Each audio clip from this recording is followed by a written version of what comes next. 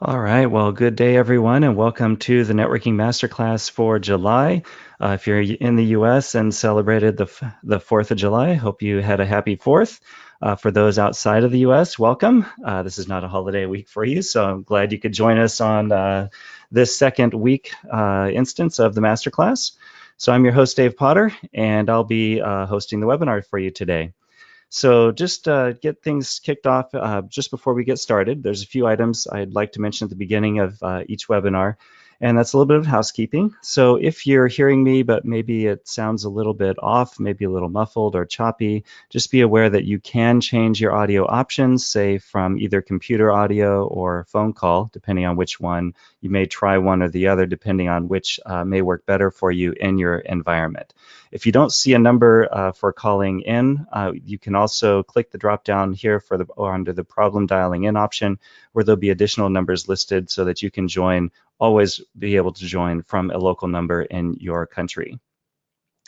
Next, we really invite and we love it when you participate, because the webinar just isn't the same without a lot of feedback from you. So we invite you to post your questions throughout the webinar. If there's some content that you're not very clear on, or perhaps there's something you'd like the speaker to elaborate on, or perhaps maybe you'd even like to see in a future webinar another topic related to something that you were listening to or experiencing with us today that comes to mind, please go ahead and post your question in the Q&A panel. We prefer to have it there, and we will try our best to get back to you on the webinar. If for some reason we cannot get back to you, we invite you to email us at networkingmasterclass@citrix.com, where we can get back to you offline. Finally, this webinar is being recorded, so if you need to step away or you have to miss some content, or perhaps you'd just really like to share some of the content with one of your colleagues, rest assured that we will send out a link to the slides as well as a recording of the webinar so that you can come back later and review the content at your own leisure. So who's with us today? I'm your host, Dave Potter. Joining us is Arvind Kandala and Hari Haran Subramanian. Both are product managers for the Citrix ADC, and they'll be talking quite a bit about some interesting topics, specifically drilling down on the spotlight on hybrid multi-cloud and what's happening with Citrix ADC on VMware private cloud. After Arvind and Hari present, I'll be coming up with some news and views, talking about kind of what's happened recently for us, and there's been some interesting events that happened recently that I'd like to bring front and center. And then finally, toward the end of this webinar, I'll be giving away a prize. So if you are listening throughout the webinar, I'll be finding a question relevant to some content that's being presented or will be presented in the webinar. And if you get the answer right, you win the prize, and then we'll have the closing. The prize today is a Google Home Hub, and this is really exciting because this product allows you to visualize and actually play videos to things that you're doing. So say if you want to look up a cooking recipe, or perhaps you want to get directions somewhere, Google won't just read you the result, but it'll also show you that on the visual display. So I really like the Google Home Hub. This is what you could win at the end of the webinar today for our prize giveaway. But first, before we get started, there's a special announcement I'd like to make, and that's that we've launched a new series coming up in the month of July and just the beginning of August. And we're really starting out the new Best of Citrix Synergy. This is titled the Citrix Future of Work Tour. And it's basically a half-day agenda where we go through different products and highlights and focus specifically on, say, how you can get better security or better intelligent analytics with Citrix Analytics.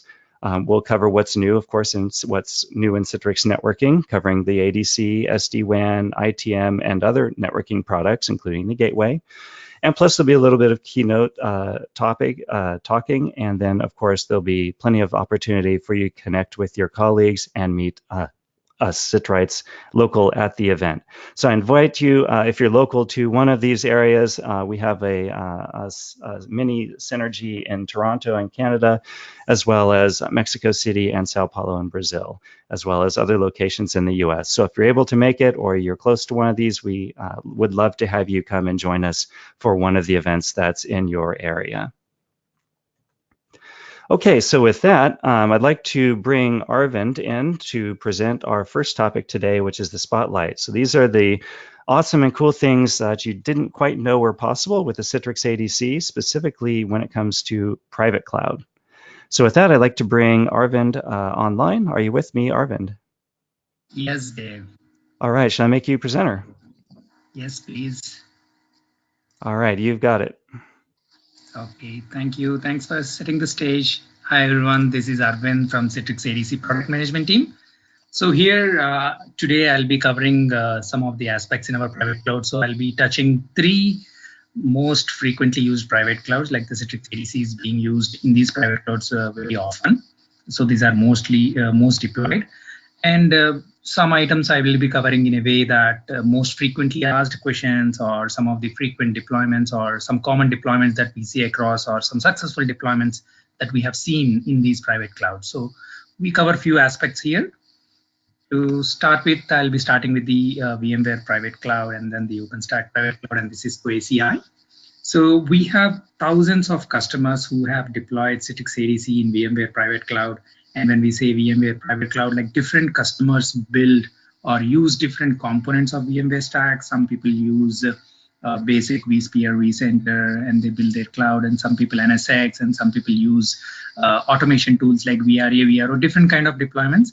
So basically what they try to do in any of these deployments with ADC is the automation. Like, how do I bring up my ADCs faster? How do I configure them faster? So in that, like, one of the recently frequent asked question I'll be covering here. So is, can we pass networking parameters to VPX during boot up? Because many of customers, like recently we did some customer survey for the VMware deployments, and most of the customers, they try to use their own automation tools. And during that automation tools, they always want to pass some of the parameters even during VPX boot up. So that's why we got this question very frequently, and we thought, let's share this answer to everyone so that everyone know how to pass these parameters to VPX. So here, how do we pass these parameters? This is basically to automate the deployment of VPX on ESXi. And how do you pass the parameters? So again, there are many steps that you might have to do, but here I'll be covering the core steps that are required, or that are very common, or that are specific to this parameter passing. So anyone who has deployed Citrix ADC or basic ESXi deployments, they will know about the OVF template. Basically, it is an open source standard for packaging and distributing software applications for virtual machines. So it's an XML language, so you can just open it and see what's there, and that's where we need to add some parameters here. So using VMware vSphere client, you can deploy or export virtual machines or virtual appliances and vApps stored in these OVF files. So that screenshot also we will see here, how we do. So here, basically, once you download our Citrix ADC package for ESXi from our citrix.downloads.com, then you will be able to open this OVF template. And then here near the virtual system, you will be able to, you should be adding these lines of code, or you can say these lines of tags. So basically, this is taking an additional network parameter. So it's the IP address, subnet mask, gateway address. And once you see a tag with management, it is basically a management IP, so the NS IP. So you can give multiple Ethernet addresses here, interfaces, but whichever is tagged with management, that will be the NS IP. So those are the changes that you have to do in the OVF file. And then you go to the normal deployment. Basically, you go to vSphere client and then try to deploy the OVF and set basic parameters, everything, the normal flow you'll follow. And whatever changes that we have done in the XML file, those come up here as a customized template. So this takes the custom input, even those you give. And after giving them, we shouldn't be starting the VM. Only thing is you just have to edit the VApp settings for static pool. And again, how we get static pool? Maybe before doing these steps, you might have, like while creating your whole network in the cloud, you might have created some static pools. You should create, if not. And those static pools will appear here, and you have to use that static pool here. And once you select the static pool here and then start the VM, Once when VM is coming up, it will automatically take an IP, randomly take an IP from that static pool, and it comes up. So that's how, if you want to pass some networking parameter, change the template. That template comes as a GUI, fill it up, select the static pool, and it gets an automatic IP and it comes up. So that's how we have to change. So that's for the VMware Cloud. It's a small tip that we covered. Like in future master classes, we'll come up with more and more tips. So the next most used private cloud for Citrix ADC is the OpenStack. And here again, this is a very unique question or a very unique deployment that we have seen in our customers. So basically, can we leverage Citrix ADC via OpenStack and Kubernetes together? If you see the connect here, both the OpenStack and Kubernetes are open source. Both are like primarily private cloud softwares. So many customers who are very tech savvy or who want to do their own changes for their cloud, they try to use these open source components, as well as they also try to use some vendor components to get the enterprise performance. So they take the advantages of both the worlds in the sense open source as well as enterprises. So that's how they try to use the Citrix ADC in the open source world. So one of the frequent or very unique use case that we saw with the customers is like these days we see a lot of microservices deployments. It's an open source and private cloud deployments they are building. And we also see OpenStack deployments here. So this is one unique deployment wherein a few of our customers try to build their Kubernetes cluster.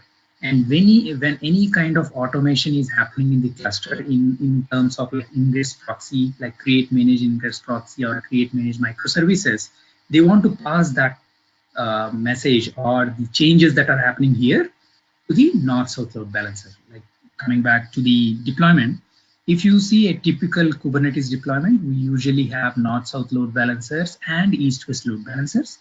And north-south load balancers usually are very high-performing instances, appliances, either hardware or VM. And it can be container also. But what we saw is mostly they are high-performing instances. And then we use the container form factors, the micro form factors in the microservices world for the east-west traffic. So for the north-south, they try to automate using the OpenStack here. And for the east-west, they use the Kubernetes to automate here. And again, just a quick intro on the ingress proxy, in case somebody doesn't know this. Basically, this is the entry point for the Kubernetes services from the external world. And it is independent of the services that are running inside Kubernetes. Okay. And here, the basic thing is like when K8, like Kubernetes is creating or managing the ingress proxies for microservices, they want that information to be sent to OpenStack Heat. And again, OpenStack Heat is a templatized or automation framework of OpenStack, wherein you can write the whole deployment, the infrastructure deployment as a code, like creating compute, storage, networking, anything can be written as a code, and you run that script, the whole infrastructure comes out. So that kind of automation script. So that automation script receives the information, then it passes to the Citrix ADM, which understands the OpenStack language and then converts to the ADC language, and it pushes to the ADC. Then here, the north-south load balancer, the Citrix ADC, will be able to understand the changes that are happening inside the Kubernetes cluster. That's how the changes that are happening in are coming out and getting realized on the Citrix ADC that is sitting outside. So this is the kind of deployment, one of the deployment, and it works. A few of our customers are already using it. So this is the information that we want to share. And then there is something more on the OpenStack side, which we have seen. Can we reduce operational cost leveraging Citrix ADC LBAS driver? So here, because these are open source tools, like one of the primary reason why would anybody use is the cost factor also. They don't want to get into vendor lock-in, they want to control the cost. So there are multiple factors. So by using the Citrix ADC load balancer as a service driver that works in the OpenStack, like how can we achieve this? So this is a few of our customers that have deployed, like some of our customers have deployed multiple neutrons. So basically Neutron, when we say OpenStack Neutron, it's like an SDN controller of the OpenStack, software defined networking. So it's the networking part of the OpenStack. So you have compute and storage also. This is the networking part. So they run multiple Neutron servers because they want, they launch hundreds or thousands of applications on these OpenStack private clouds, and they want them to be secure and load balanced. So these drivers talk to the Citrix ADM. So through Citrix ADM, the commands that are coming on to the OpenStack get translated into ADC language, Citrix ADC language, and they go on to Citrix ADC. So here, initially, like many of the customers, when they try to use open source, they try to modify by themselves. So here also, like few of our customers try to change by themselves, they try to do, but then they had hit some problem, and then they did a POC with the LBAS driver, and they found out that like whatever changes they are doing, they don't have to do it. So because those changes are already present in our driver, and it is like, it also covers some of the future use cases. So that way they thought, okay, now our team can do something else instead of doing development of this LBAS driver. So that's how they moved some of their resources from this development to the app development, so that they saved some cost. And they also said they launched hundreds of services having millions of monthly login user IDs and with no downtime. And they could increase the processing capacity to 800 plus Gbps. So that kind of performance they could achieve using this driver and these appliances. So that's how, again, they reduced some of the cost in terms of investing on the infrastructure. So those are some of the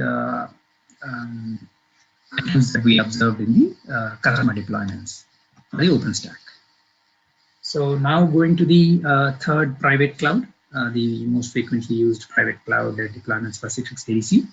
So here, if you see this year, you might hear a lot of ACI anywhere deployments, but if you see till last year, there are many kind of modes in which ACI can be deployed, a lot of different deployments. And in recent past, we started like ACI multi-site deployments started increasing, and customers started using how do we use Citrix ADC in these kind of deployments. So here we will see. So before explaining like why exactly this multi-site orchestrator or multi-site deployment is used, or what are the use cases. So basically this is the architecture interconnecting multiple epic cluster domains. And here this can also be called multi-fabric design. So you might hear multiple terminology, but it's the same. And so basically these fabrics are deployed either as a single pod or multi-pod. Again, they have a pod kind of architecture, which individually they work. So single fabric and single controller. So those kind of deployments work together. And why would anybody deploy multiple sites is mainly, like in short, if you have to say, if somebody wants to have consistent policy across sites, then they try to use this deployment. Or if they want single point of orchestration instead of having orchestration layer for every site, so they want a single point of orchestration and fault isolation.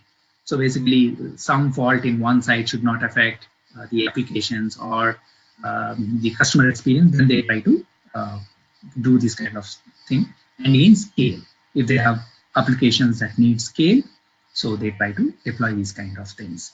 And in these kind of deployments, if you want to use Citrix ADC, yes, you can. Using unmanaged mode, you will be able to do it. And for unmanaged mode, there is no requirement for device package, and all the configuration setting use cases can be resolved in this deployment. So this is how we use Citrix ADC in Cisco ACI multi-site deployment. So with that, so some of the tips and tricks or cool things you can say in the top 3 private cloud deployments that we mostly see in the Citrix ADC world. So with that, Dave, I think we can give control to Hari, or we can take up some questions if something is there. I think we're good on questions, so I'm okay with if we want to just pick it up with the next topic with Hari. Yeah, I can watch for the questions, and if something comes up, I'll reply as is, or if I need to get back later, I'll take some time and we can get back to them later. Much appreciated. Thanks. Thank you. All right, Hari, so let's switch gears, and now we're going to talk about the best practices for public cloud. So we just covered private cloud with Arvind. Now we're going to cover what's new and what are we doing in public cloud. So Hari, I've made you presenter, and let's see if we can switch you over there. So let me know if you guys see my screen. And thanks, Arvind, and thanks, Dave. We see the presenter, or we see like the presenter mode. There we go. Good. Perfect. Hello, everybody. We're going to talk about best practices for public clouds deployments, which is Citrix ADC. My name is Hariharan Subramanian, and I'm a product manager for Citrix ADC and based out of Santa Clara. So, so far, Arvind has talked about the private cloud and how there are different questions coming out of our customers and what are the things that we can do differently. Okay, and in this agenda, we're going to talk about public clouds, differences in deployment on both AWS and Azure, and Citrix ADC elastic deployment approach here. So here we are going to talk about how we use the latest Citrix ADC autoscale option or approach, how we can do clustering in the cloud.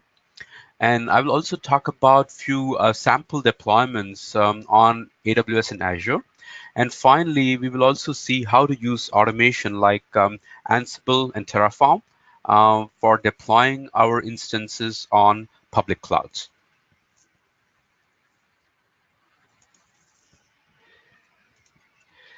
So coming right to the key cloud differences, if you take Azure, and I'll also have the AWS side by side here. If you see on the cloud, we talk about instances, right? So we have different instances on Azure and on AWS. So if you see our recommended sizing for a VPX 1000, which is a 1 gig deployment or appliance, will be a 4 CPU 14 gig for on Azure, and it'll be 4 CPU 16 gig on AWS. The main difference here is the instance type. And on Azure, we are going to use a DS3 V2. On AWS, it will going to be M4 extra large. And always Citrix suggests that we use a 3-NIC deployment of having a client, server, and management subnet separated out. I have seen that a lot of our customers who are having an express route or a direct connect between their on-prem and the cloud always come back and say that, hey, why I need a 3-NIC deployment?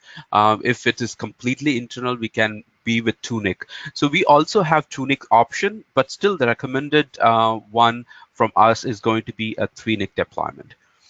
And in case of routing, so we need that by default, we can all communicate within the VNet. That's possible in Azure. In case of AWS, we'll be able to communicate within the VPCs, and then we need to create the manual routes and also subnets if you're doing a manual approach. And we also have our CFT templates, or in case of Azure, it's ARM templates to do these creations automatically. For external access, we use the PIP and network security group on Azure, and in case of AWS, it's Internet Gateway, EIP, route and security rule.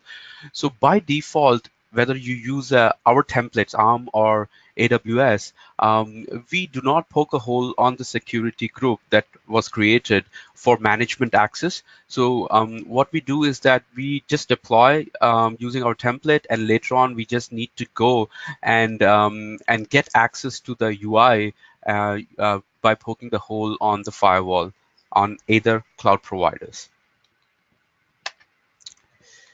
Now coming to the differences here again, so we have ARM template and for HA available. In those things, we have an availability set and availability zone. So if you talk about difference between availability set and availability zone, Microsoft promises 99.95% availability on availability set, and it is 99.99% availability on availability zone. Right. In case of AWS, we use the CFT template. Functionality-wise, both are same. We use the 3-interface configuration, but one major difference on Azure is that we use Azure Load Balancer in front of our HA deployment on Azure. But in case of AWS, we can use the floating EIP method. There is no need to use NLB anymore. So as you may know that our deployments, we enable INC mode with the same L2 over there in both Azure and AWS. And then finally, the failover. So in case of Azure, as we dependent on the ALB to do the failover, it may take around up to 13 seconds, but we have seen that it'll be within 5 seconds, there is a HA failover that happens. On AWS, the EIP migration based on IP set is used, so we don't need to have an ELB or NLB in front of the HA pair on AWS. So coming to the key ADC points on AWS, so we say, so you know that we have support for both commercial and GAU. In case of AWS, and EIP is used for active passive. We just discussed that one. And then we can use the CFT template to deploy HA pair on AWS availability zone. And the final point is that Citrix ADC Autoscale on AWS is released now. We can use Citrix ADM to deploy the whole Autoscale group on AWS, and then go about incrementing the Citrix ADC as and when the traffic increases. And same way we can do a scale-in event when the traffic decreases, so that our whole deployment can be very elastic. And the key difference on Azure, as you can see on the right, the diagram, we use the ALB for HA deployment, and we are available on both commercial and GAU Cloud. So in this ALB, one thing to note down that there is a probe created on the ALB, and then it just keeps sending a ping to the primary node, and only primary node is set to respond to that probe. So secondary node is not set to respond to that probe. So in case of event that the primary goes down, the new primary starts sending the probe to the ALB. Only when ALB receives the response to the probe, it will send the data back to the respective VPX. And also in case of Azure, we have ARM template, Azure Resource Manager template, and these templates are available for both availability sets and availability zones. And we also have Citrix ADC Autoscale support on Azure using the Citrix ADM as in case of AWS. Digging deep about backend autoscaling. So we can do backend autoscaling for both AWS and Azure. In case of Azure, we use the virtual machine scale set, VMSS. And in case of AWS, we use the autoscale group, which is inherent part of AWS.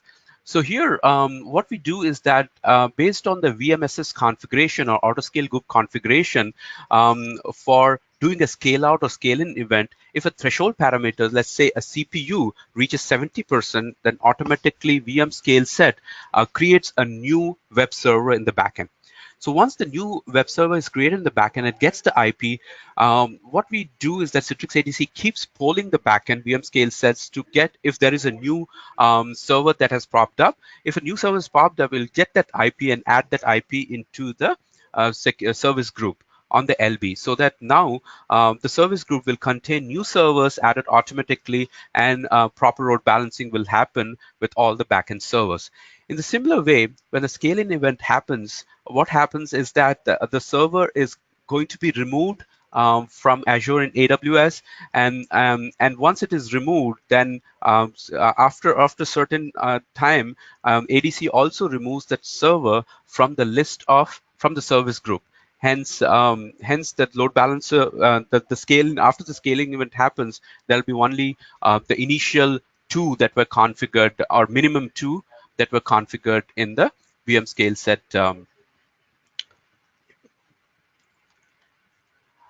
Now talking about the Citrix ADC Autoscale. This is a high-level architecture what we've designed. So the key components for both Azure and AWS are Citrix ADM, Citrix ADC. In case of Azure, we use Azure Traffic Manager for DNS-based autoscaling, and we also have ALB for data streaming. And in case of AWS, we use Route 53 for DNS-based autoscaling, and NLP is also available to steer data traffic here. So one key difference about this approach here is that in the previous backend autoscaling that was available for the past 2.5 years, and we also do have templates available to use just to create the backend autoscaling. Now with this new development, we are able to create Citrix ADC autoscale group onto the Azure AWS, and then able to autoscale Citrix ADC as well. So this approach now can autoscale Citrix ADC, and we tie up with the existing VMSS as well as autoscale group within the AWS and Azure to also check if there is an autoscale that has happened in the backend, and simultaneously add those servers to the Citrix ADC cluster. So the major difference here is now it's no longer an HA pair, it's a cluster. If you see, these are available in 2 different availability zones, and it's a cluster pair wherein whenever a node is increased or the backend server is increased, it is added to the cluster as in the service group cluster. So there are a few requirements to do this thing. First is and foremost is the Citrix ADM, wherein you need to create a cloud profile to connect to your resources on the AWS and Azure. And also on the AWS and Azure, you need to have a prerequisite for creating a VNet, autoscale group, or a VPC, or etc. has to be created. So we do already have a template to do this thing. So you can just go and fire up a template, which will do this prerequisite on both Azure and AWS side. So once these prerequisites are there, you can just go to the Citrix ADM and create an autoscale group, provide the details of which build you want to use. So right now it is available on 12.1 and higher. In 12.1 also, it is available at 53.19. 12.1 53.19 is a build number using which you can create an autoscale group on AWS and Azure.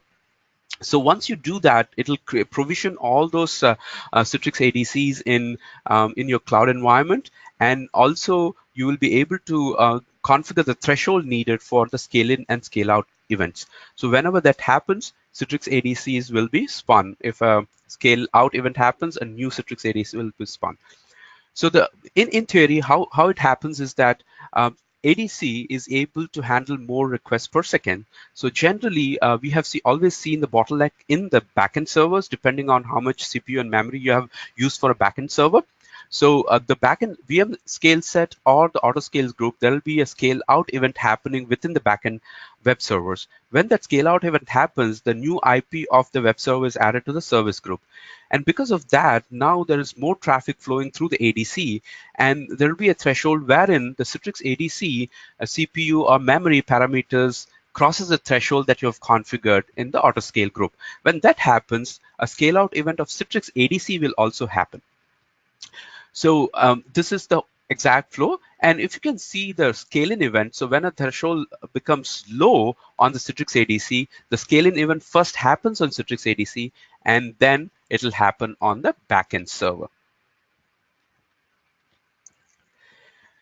Now, talking about the sample deployment here, a lot of our customers do use our appliance for load balancing storefront, but that is not the only thing that it is used for. In this deployment, we have seen a typical example of storefront being load balanced in 2 different regions of Azure. And also, we have made sure that GSLB is enabled on this thing. So an end user can have can find an optimal site to reach if one is not available for them. So a lot of other customers, what they use is that typically think about instead of having 2 different regions, you are having one on-prem and one cloud region. The results are the same. You can use the on-prem, create a HA pair which supports L2, Gracious ARP, everything, and create one HA pair on the Azure cloud, and you will be able to do the same thing as shown in this diagram. In case of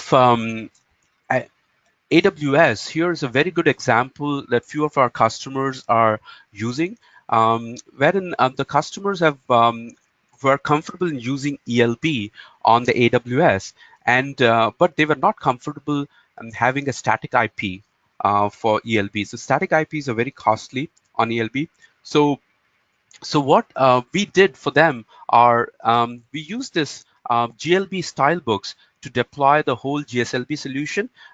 They have an on-prem presence, they have an AWS presence, and then what we did was we continuously poll the ELB to get the correct IP, the new IP that ELB gets, and then add that particular IP on our GSLB service group. So with that, any customers will not need to go to a static IP based solution on the cloud. Think about the same approach of having GLB across HMC. So in this diagram, you can see that one of our customers has a on-prem US West deployment, and they also have an AWS and Azure. There are certain reasons why this customer went for this approach is that they wanted in a very particular region in the UK, wherein Azure was strong. The closest region for their offices was an Azure data center. So they went with an Azure data center. And in case of USCs, they used an AWS data center. So here, if you can see the same approach, what they did was they enabled the GSLB on the Citrix ADC, and they are using the cloud provided load balancing. So in case of ELB and ALB, in case of Azure, so they're using. So it means that Citrix GSLB now works with any vendor LB. And also you don't need to go for a static IP address on those ELB. So this is a very good example of how hybrid app delivery using the GLB across hybrid multi-cloud. So there are a few reference architecture for this, and there is a nice video for this to go through later.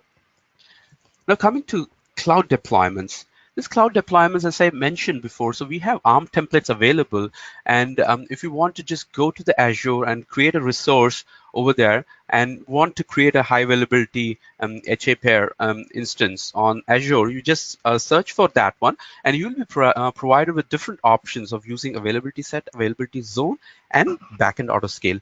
So you can choose the respective ones and then hit create, and it'll give you a few options that you need to choose the VNet and choose the subnet. Once it is done, it creates the all the resources that you want for having high availability pair setup. The only thing we do not do is enabling GUI access, which you need to definitely go and enable.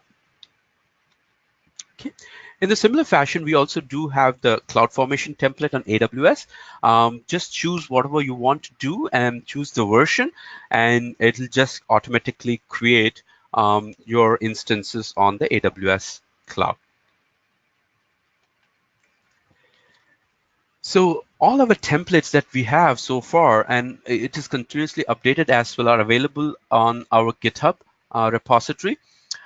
In this screen, I have marked, we have a new that came up with the 3NIC internal. So as I said before, that a lot of our customers are having a cloud region in AWS or in Azure, and then they are also having an on-prem data center, and they have connected this on-prem data center to the Azure AWS using either a direct connect or express route. So once they do, they won't need a public-facing ALB or NLB. If they go with that approach, they don't need that. So this particular template with a 3NIC internal creates a private IP address on the ALB. So and any suggestions to create new templates are welcome, and then we will take and we can revise our whole GitHub repository with the new template as well. The repository is also available for AWS CloudFormation template. It's continuously being updated. If anything new that you need to do let us know, and we'll be able to create and post it over here. So coming to licensing and automation, one important part we help our customers is if they want to move to a complete hybrid solution. When they want to have a hybrid solution, they already have an on-prem, they have invested heavily on Citrix ADC on-prem, and then they're planning to move to either AWS or Azure. We ask them to migrate to pool capacity. If they have perpetual licenses, they can just migrate to the pool capacity licensing, and they can also upgrade to a zero capacity hardware over here for on-prem, and then they collectively use the bandwidth pool to switch between the on-prem and the cloud. In this example, we had a customer had a 300 gig bandwidth, so they wanted 200 gig bandwidth to go to on-prem and kind of 50 gig bandwidth they need to go to the cloud. And the good part here is that this pool capacity license is managed by the Citrix ADM. Citrix ADM is available in two flavors. Either you can go for an on-prem solution, or you can go for a Citrix ADM service, which is available part of the Citrix cloud. So this is a revolutionary aspect of how you can manage the licenses in a hybrid environment. Okay. This example, still after migrating the bandwidth between the on-prem and the cloud, you can also store some bandwidth which can be reused to according to different data centers that you have.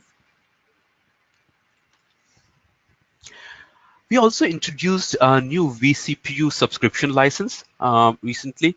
And then as you see that in case of cloud, people using cloud, they always talk about instances. And when they talk about instances, there are only two parameters that AWS, Azure, GCP points to, right? So it is CPU and memory. So all instances are recognized how much CPU they got, how much memory they got. So we thought that it was easy for our customers to consume our licensing if they are based on VCPU model, right? If you want higher instance or higher throughput instance, you go for a higher CPU instance on AWS and Azure. Likewise, you can choose the same number of VCPU license to get that performance on AWS and Azure. Okay. So coming to automation, right? So we do have Terraform and Ansible playbooks, and these are available on GitHub. So you can use those modules or playbook to configure ADC instances either on-prem or on the cloud. One of the examples, and this is available for both Terraform and Ansible. And I want to show you this example. Few of our customers are using this typical deployment wherein they have the AWS Direct Connect or Azure Express Route. They have a Citrix ADM on-prem, and they're using Ansible Playbook to invoke or deploy a Citrix VPX on either on-prem or on the cloud. We did not stop there. So we also made sure that the Ansible Playbook modules can communicate with Citrix ADM on-prem. And after communication, they can invoke the style books which are available on ADM. And they can, after invoking the style books, a style book can configure application-specific configuration on the cloud or on the on-prem. So this is well documented. There is a GitHub repository. There is also a video which you can see how this is possible. So using automation, no need to use GUI. Everything can be done via CLI. So key takeaways from this thing is that there are a few differences on both AWS and Azure. We recommended that if you want to use clustering, you have to use the Citrix ADC Autoscale. And if you want HA, we have templates available, ARM as well as CRM templates are available to make use of that one. Then in case of licensing and automation, if you're going for a hybrid solution, pool capacity is used for more flexible licensing and gives a better economics. And then we have the Terraform and Ansible playbooks also available for you to use, so that there need not be going to GUI and configuring all your parameters anymore. You can just simply use a playbook to deploy whole things. With that, let me see. We can take some questions. Dave, you're available? Sure. We have a few questions. So one that really stands out to me is the question of availability of the ADC in different Azure clouds. So specifically, the question is the ADC or the VPX available in Azure's GCC High? That's the U.S. government cloud community High platform. Do you have Yes. thoughts on that? It is available on US GovCloud. We can go to portal.azure.us.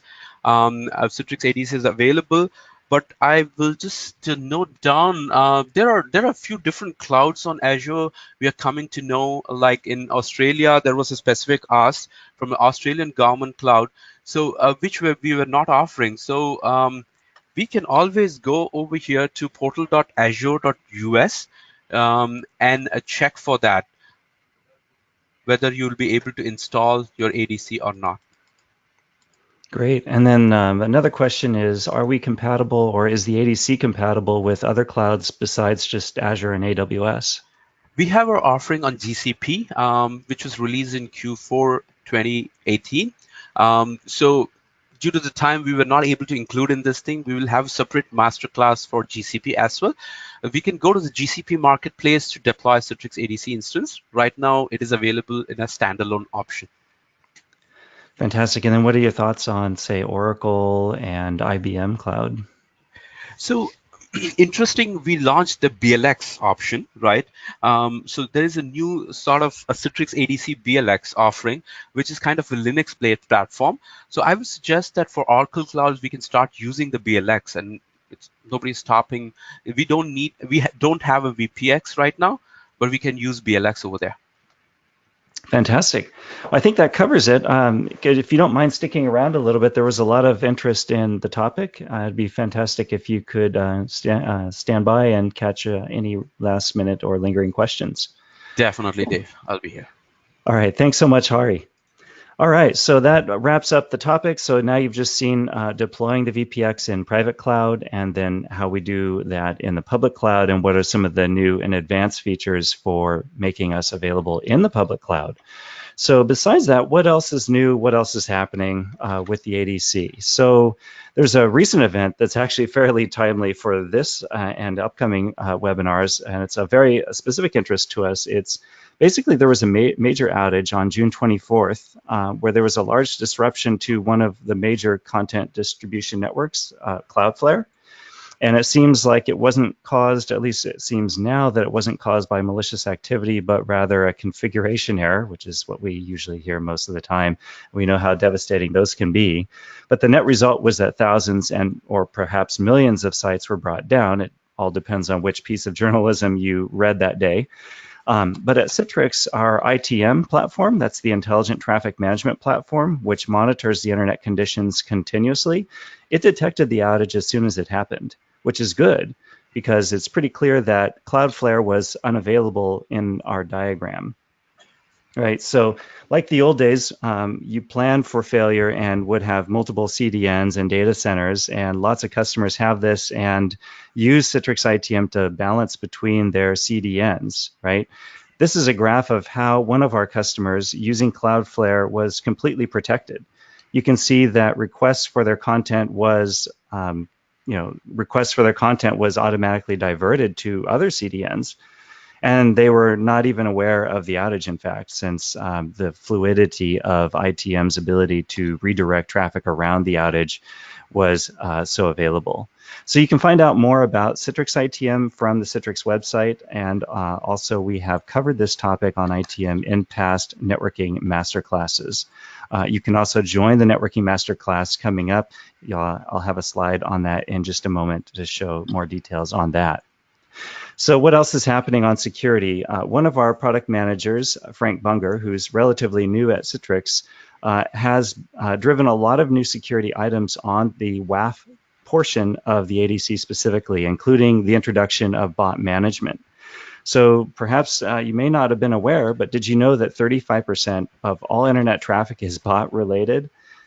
and it is a geographically spread phenomenon. So good or not unwanted search bots, for example, while others are most definitely not required or even desired, Frank talks about the different types of chaos that these bots create and actually some of the specific targeted attacks that they cause.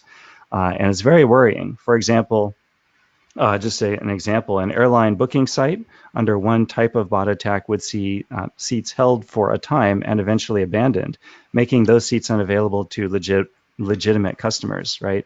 So what that means is lost revenue for the airline, but worse yet, the management at the airline might make a bad strategic decision like adding additional flights or reducing the number of flights between markets just because of the number of seats that were held up and then released unexpectedly. So think activity like that from bots, and it's becoming a real concern for the impact that it can cause directly to us as customers and consumers of those products and services. So of course, the Citrix ADC has you covered. The new functionality coming will include the ability to detect and block bots, and it's actually very clever. Well worth a read. I invite you to have a look at Frank's blog on bot attacks with WAF. So I mentioned it in the beginning with special news. Citrix is launching a tour. We'll also be doing some other events in the nearby regions for the tour. So separate to the Synergy tour, we'll also be at the AWS Summit in New York City. So we have a blog available to talk about kind of what are some of the highlights, what are some of the products and information that we'll be sharing at the event itself. So I invite you to take a look at this blog. If you're in the New York area, I invite you to come to the AWS Summit and see what we're showcasing there specifically on AWS. Next, we do have a networking event coming up very soon in Toronto. So if you're north of the US in Canada on the East Coast, I invite you to check out this blog and join us for the Future of Work. This is our Synergy mini tour that we're launching at the through the beginning of this month and into next month as well. Finally, and most recently, our guest here, Hari, and myself were recently on another webinar called Ask the Cloud Experts Meetup. And on that webinar, we discussed the hybrid and multi-cloud deployments. And this blog just explains why the topic is of pertinent interest to anyone exploring, going to the cloud if you haven't already done so, as well as, why, when you go into the cloud, what you should be concerned with doing. We see most people are not actually making the decision to go immediately to cloud, or if they do go to the cloud, they're not ready to go all in. So in this webinar, we kind of talk about the pros and cons, whether you should go all in, whether you should be more timely about that. It's just a little more information. I think it makes it easier for you to plan, at least in terms of the resources and whatnot coming up. All right, so we've nearly reached the end of today's webinar. There's just a few more bits to cover. But before I get to that last bits to see what's coming up, I wanted to make available our prize to say thank you for hanging out with us all the way up till the end of the content. So with that, today we're giving away the Google Home Hub. And I've chosen a topic of interest, and I'm going to ask a question related to some of the content that was presented today. So if you were listening and paying attention, I'll try to make this an easy question for you. What I would like for you to do is as soon as I post the question, as soon as you have the answer, if you would go ahead and post that into the Q&A panel. And first, I would just ask if you've won the prize recently, say within the last 6 months, I just request, even though you may know the answer and I love your participation, I just request that you would refrain from posting it in the Q&A panel so that we share the opportunity or allow the opportunity for others to be able to win the prize together. Okay, so with that, the question for today's prize giveaway. So I hope you're ready, hope you've got it.